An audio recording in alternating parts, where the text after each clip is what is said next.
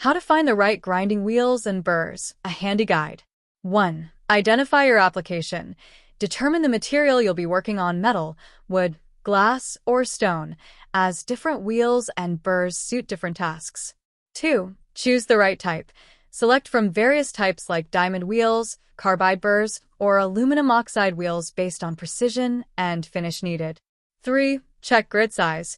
Finer grits are ideal for polishing, while coarse grits work best for rapid material removal. 4. Consider shank and size compatibility.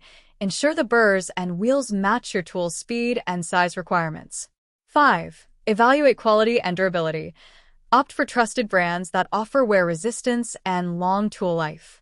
6. Review safety ratings. Check RPM ratings and certifications to ensure safe usage. 7. Compare prices. Balance cost with quality. Cheap tools may wear out faster. 8. Read user reviews. Real-world feedback helps identify the most effective and reliable tools. Use this checklist to choose tools that boost efficiency and precision.